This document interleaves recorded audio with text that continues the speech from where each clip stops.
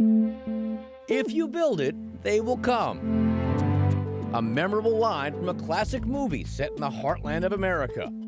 Now, under that same backdrop, life imitates art.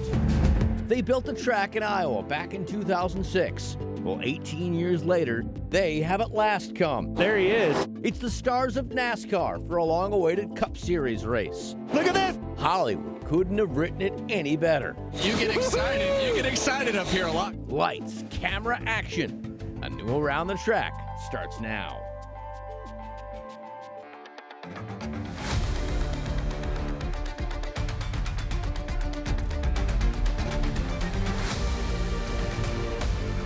For some, this is new. For many, it's a blast from the past. But either way, the high-octane action of NASCAR is in the land of the corn. Welcome to another edition of Around the Track. I'm Carla Gebhardt. He is Gabe McDonald. And Gabe, it's another first for the Cup Series. Absolutely. Iowa might be new to the circuit, but it's not new to the drivers that are going to be hitting the track. We've got a few familiar faces to help us get you ready for the Iowa Corn 350, including Fox Sports' Shannon Spake and Dirty Mo Media's Andrew Curlin. But first, Carla, let's go ahead and head out to the heartland. Yeah, let's go ahead and do that. And we are officially back to short track racing, something that the series has really struggled to bring to life this season. But NASCAR hopes a new run in Iowa is just the trick. 7/8 of a mile.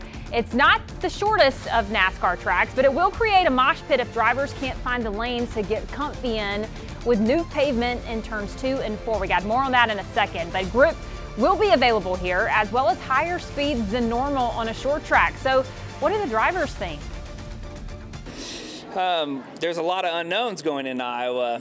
You know, we haven't had the Cup cars there. Xfinity's raced there, Trucks has raced there, Arca's raced there. I've raced there several times, but it's been a few years, and the track has a lot of harsh winters and seasons. So it went through a repave grinding, which is always a challenge. It was good. You know, it was hard for me to reconcile the fact I hadn't been here in almost 8 years.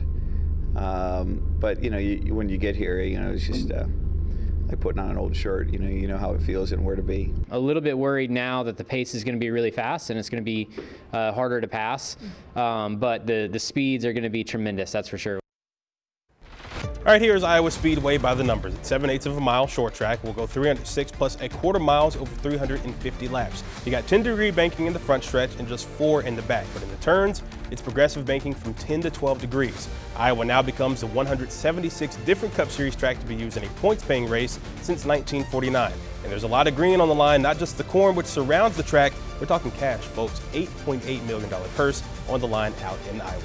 Let's bring in a guy who's no stranger to any garage in the business. You see him on Dale Jr.'s Dirty Mo Media. You hear him on Sirius XM Radio, and you also see him here on Around the Track. Andrew Curlin back in the building. And Andrew, you and Dale Jr. have quite the relationship now. Yeah, no, it's been a lot of fun this year on the Dale Jr. download. I feel like I'm getting comfortable enough to challenge him on certain things. And I'll tell you, if you've ever been in an argument with Dale Jr., it is terrifying. So I'm still working up to that. But man, it's a lot of fun at Dirty Mo Media. And talking Iowa now, it got a lot of people excited in the garages. Then news of the repave came, and that's obviously something that everyone is scrambling to get their strategies in line for this one. What about this track could take drivers to the front, and what could possibly keep them in the back? Yeah, keep them in the back. We had Kyle Larson come on the Dale Jr. download this week, and he was talking all about that Iowa test.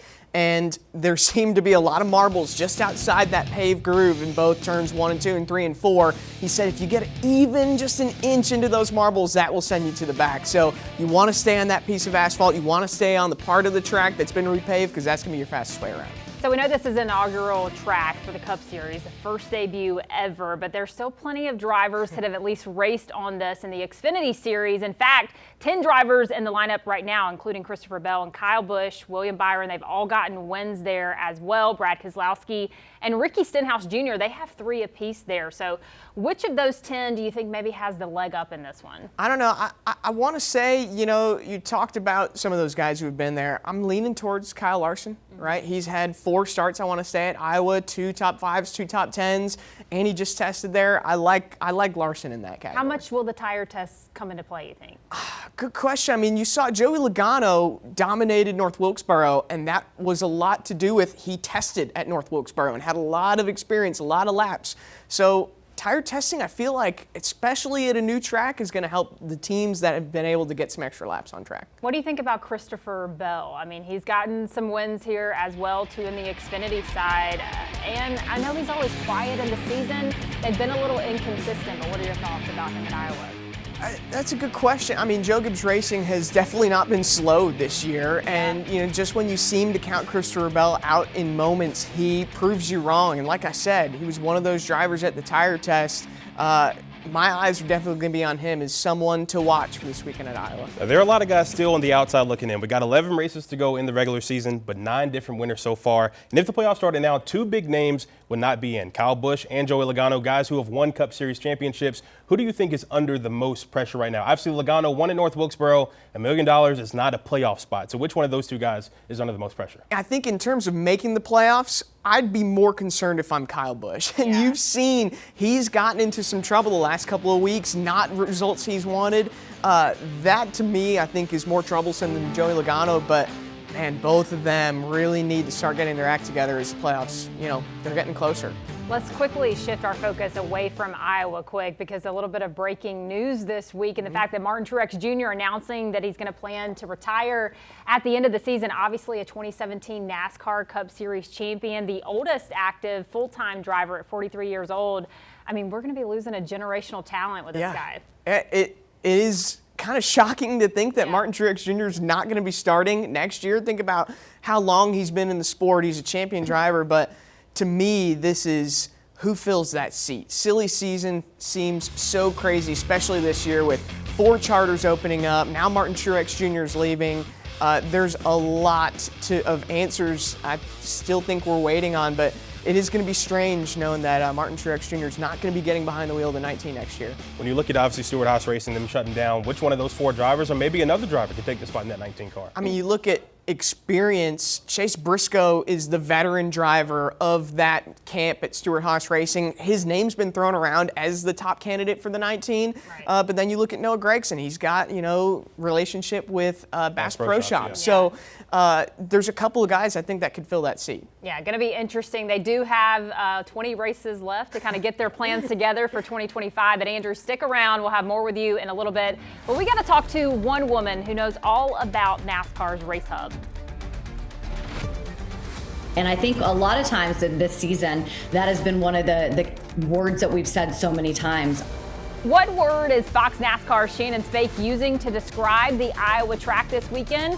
She'll take you there next with an answer in Garage Confidential. And Chi-Town put on and showed out last year in NASCAR's inaugural street race, but for round 2, we've got a new player in the mix. Find out who's calling it a ringer in just a bit. And this race might be in the land of the corn, but we've got some paint schemes coming up that are not corny at all, guys. Except for that tease. But one Major League Baseball team is also coming to NASCAR. We'll explain when Around the Track continues. Well, you can't think of Iowa without thinking of the Hawkeyes, right? And now that legendary logo is going to be flying across the track thanks to Corey LaJoie, the driver of the number 7 Chevy for Spire Motorsports, landed a deal with the school's athletic department and Gainbridge, which includes women's basketball star Caitlin Clark as an ambassador. Unfortunately, she's going to be busy on race day. Her WNBA team, the Indiana Fever, plays at home against the Chicago Sky. And you'll see this one next week in New Hampshire. For one race only, Brad Keselowski will become the Big Green Monster. The Boston Red Sox, teaming up with the co-owner of the RFK number 6 Ford, Build Submarines, is still in the hood, but the legendary Major League Baseball team took its shot for the paint scheme. After all, Keselowski's car and the Red Sox are all owned under the same Fenway Sports banner. Brad has 2 wins at New Hampshire Motor Speedway. And we saw the success that Trackhouse Racing had last year when they sent Supercar champion Shane Van Gisbergen to the Chicago Street Course. He won that race in his first ever NASCAR start, by the way. So maybe RFK Racing is taking note. They're sending a former champ of their own into the Chicago circuit this year. Former Mazda Series champ Joey Hand will pilot a 3rd entry for the RFK in Chicago, driving the number 60 Ford Mustang. Hand has an extensive resume. He's a co-winner of the 24 Hours of Daytona in 2011, 12 Hours of Sebring in 2012, and 24 Hours of Le Mans in 2016. Hand says he loves street racing, and Chicago will be right in his wheelhouse. We'll go racing in the Windy City coming up on 4th of July weekend. And speaking of Chicago, can you believe the city is already shutting down streets in preparation for the race? It's true, folks. Earlier this week, long stretches of the course, including the bridges near Grant Park, have been closed so crews can bring in materials and start shaping stands for fans to view the exciting race in. The Fan Village in Butler is already starting to get shaped up as well. Even more closures will start next week. One person who's excited to get to Chicago is a Race Hub legend, and Carla has her in this week's Garage Confidential. That's right. We've got Fox NASCAR Shannon Spake joining us right now. Of course, Fox just put a bow on their NASCAR coverage for the 2024 season this past weekend in Sonoma. But Shannon, I mean, overall, this season was really just spectacular for you and your team. So many wonderful finishes, big moments. How do you kind of put into words the 2024 season? Yeah, it was beautiful. I mean, the racing has been great. We've had some of the closest finishes, as you know, the different winners, seeing Kyle Larson try the double. There's been so many cool elements to cover and talk about this year. And as Fox, it always seems like it goes super fast. I swear, every time we sit in Daytona, I tell Larry and Jamie, I'm like, man, this is going to go so quickly. And that's exactly what happened. But I'm blessed to be able to sit up with those guys every single weekend and talk about a sport that we all love. Yeah, chemistry between all three of you is just awesome. Obviously, the Cup Series is going to head to Iowa this weekend. Now, I know the Xfinity Series has been here before, but what are you hearing from some of the Cup teams on what kind of challenges this track is going to present? I know we've heard a lot about the repave, and some of the drivers maybe not too happy about that, but what are you hearing? Yeah, drivers love repaves, don't they? I mean, I feel like every time we go to one, they're like, oh boy, it's just so many unknowns. Yeah, I think that, and I do think the heat's going to be a big problem for these guys as well. That will obviously affect the cars. It'll affect the guys inside the race car. I've covered races at Iowa for a really long time. It's a track that drivers really enjoy racing around. The fans there just absolutely love when any of the series come to town. And so there will be a lot of unknowns going into this weekend because of, as I just mentioned, the elements. I think a lot of times this season, that has been one of the words that we've said so many times, unknowns. But I also think that adds an element of excitement to the race, an element of kind of leveling the playing field a little bit, allowing guys who maybe we don't necessarily expect to run up front every single weekend, give them an opportunity to do so, which is always great. A little bit of breaking news this week from Jordan Bianchi of The Athletic, saying that Martin Truex Jr. might be reportedly retiring at the end of the season. What do you think about this? I mean, MTJ has meant so much to the sport. How do you put his career into words? Certainly makes me feel old because I remember covering Martin when he was winning Busch Series back then, you know, when he was racing in the Busch Series and trying to make his way through Cup. I think it's great for Martin. He's had so much success, and this sport is so demanding in terms of personal time and lifestyle, and we know some of the things that Martin's gone through. For him to be able to leave on his own terms is something that a lot of drivers don't necessarily get the opportunity to do. And so I'm thrilled that he's made this decision. I'm thrilled that he's made it in a time where we can really celebrate. We can spend the rest of the season celebrating him because he deserves to be celebrated. We know that you're going to be back on air with Fox starting at the Daytona 500, but after 15 years, you did have your final episode of Race Hub this week. I know I'm not the only one that's going to miss that show, the creativity by the team and everything else that you brought every week. But just thinking back, what are some of maybe your fondest memories of that show? I think walking in there as a super green anchor who had never really been in a studio type situation like that before, standing next to Adam Alexander for the first time in 2017 and trying to find my voice as a host. And just to be able to do it around so many great people. You know, I looked around that room when we had our show on Tuesday, and you realize the relationships that you've built with the drivers because you've had this space to do it. We were able to take those relationships and make it into some really great television. Everything that Fox Sports did on that NASCAR show was top notch, and it'll certainly be missed. Shannon, we appreciate your time today, appreciate Race Hub and all that it's done for the sport, and we will see you soon. Certainly want to give our thanks to Shannon and everyone who made Race Hub happen every single week. Well, switching gears to our favorite subject of the year, the charter system. NASCAR teams are scrambling to get a hold of one of the four that Stewart-Haas Racing is selling off. We know Front Row is getting one, but is Dale Jr. one of those who could get a Cup Series team? Andrew, we already know you have a good relationship with him. What's the word there? Could we see Dale Jr. owning a Cup Series team here? Yeah, that really is our favorite topic of the year. Yeah. We're talking about charters a lot, you know, with the Stewart-Haas Racing and everything. Yeah, that's a big question for Dale Jr. right now. And it's not in the cards for Dale at the moment, but he's still seeing what's out there. He said him and Kelly are still at the table to see what offers, partnerships may look like. Yep. So it's a never say never type situation, but right now, not in the cards for Dale Jr. Real quick, when you look at one of those charters, who are some teams that you could possibly see in play getting some of those other ones? You look at Trackhouse, they're always looking to expand, maybe even RCR. So It's going to be interesting to see where those charters end up. You know, there's a lot to still go around. But yeah, those two teams to me seem like ones that, you know, they could potentially go there. Definitely something we'll be keeping an eye on. Well, winning in inaugural races is something some drivers do quite well, like the driver of the number 22 Ford. Joey Logano isn't the only one who's had recent new track success. That's coming up next on Around the Track. And strap in, folks, because Carla's bus driving skills are on full display. Yes, except in her case, the wheels on the bus not only go round and round, but off the ground. You'll see that coming up next on Around the Track. As the Cup Series gets set to make its debut at Iowa Speedway, we're reminded of some recent winners of inaugural races. Just last year, we had Shane Van Gisbergen burst onto the Cup Series scene by winning the Chicago Street Race 2 years ago.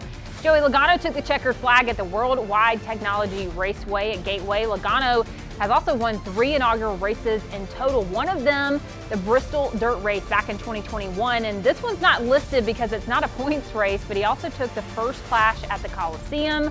Also that same year, Chase Elliott won Circuit of the Americas. Kyle Larson won at Nashville Speedway, and AJ Allmendinger took the Indy Road Course. So a lot of guys out there have won those inaugural races. But Logano, Andrew, I mean, he has a really good record of this kind of thing. He does, yeah. I mean, all eyes, I feel like, are on Joey Logano. He even said, you know, I talked about that North Wilkesboro test that benefited them so much during the All-Star race. They learned so much not only about that track, but short tracks in general with this next-gen car. So I think Logano could be the favorite going in. I mean, you just read those stats. He's really good at the new tracks. Absolutely. And of course, Andrew, we're all race fans here. You can race just about anything these days, but would you get strapped into a school bus and tough it out on the quarter-mile track? I don't know if I would. I don't know, but I know someone who did. Well, Carla, yeah, we're still shocked you're here today. But earlier this week, check this out, guys. Our very own Carla Gebhardt took part in a media mayhem race at Charlotte Motor Speedway. She started P4 and quickly took control of P2 for most of the race, but she also had 2 tires in the air pretty much every time that she took a turn. Carla, was the result you thought was going to happen? I mean, you had a nice pass, but the spin out at the end. I was P4, moved all the way up to P2. Look at that. I know. Listen, this is the turn that I really thought it was going to tip over. I was really going for the win. I've never driven a bus, much less race one.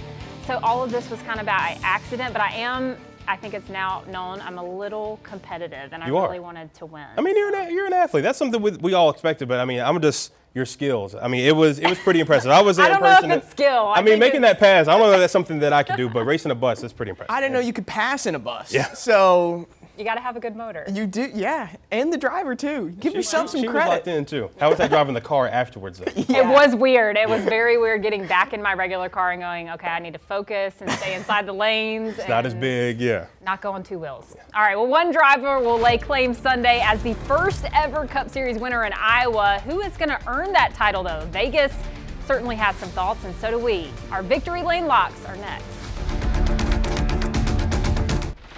Back on Around the Track, the NASCAR Cup Series heads to the Hawkeye State, and Vegas handicappers are watching Iowa Speedway like hawks. Now, we told you about Joey Logano's new track success, but he's not the early favorite here. Christopher Bell is with 19-5 odds. That's plus 380 if you need help with the math like myself. Kyle Larson is next at 11-2. Denny Hamlin with the third best odds at 7-1. Then Logano and Ryan Blaney round out the top 5 going into Iowa. All right, well, those are the picks for Vegas, but we've got some of our own. So, Andrew Curlin, you get to make the first pick as usual. Yes, well, I'm going to copy what Tampa Tim's said. That's his nickname. We give him on the Dale Jr. Download. He's our betting expert. Right. And he said, watch the guys who have been at the Iowa test. I talked about him earlier. My pick, Kyle Larson. All right. Kyle Larson. That's a pretty easy pick. I'm going with Denny Hamlin as well. I mean, you just got to look at the short track success, and he's a savvy veteran. I think a track like this where you have the partial repave and probably a lot of tire management and things like that, like we saw in Bristol, that could maybe come into play with this one. So give me Denny. Obviously 3 wins at short track so far. He got it done at Dover, got it done at Bristol, and also at Richmond as well. So savvy veteran. I like him to join that crew and to get him his 4th win of the year for this year. Would you call Denny the king of the short tracks this year? I think it's pretty safe to say, yeah. I mean, he seems to be that guy that you always look at these types of racetracks. So, I mean, I don't want to necessarily go against my pick because he's a good pick. But, yeah, I think it's pretty solid. Still taking Larson. Safely Larson. Okay, I'm going with another JGR driver and Christopher Bell. Now, He wasn't happy really with the repave after the tire test. We kind of heard from him there, but I think he would be happy with a win this weekend. We always say we don't give him enough credit, Andrew, right? Seatbelt always kind of gets overlooked. So let's give him his flowers today.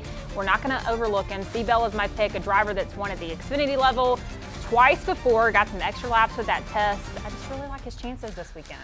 The Xfinity race, that's a good one to, that's all we have to base it off of. And so you got to look at some of these guys who's had success there in the Xfinity series. Bell, he was pretty good. A lot of variables for sure going into Iowa Speedway. We hope you enjoyed this episode of Around the Track. We'll see you next week before New Hampshire.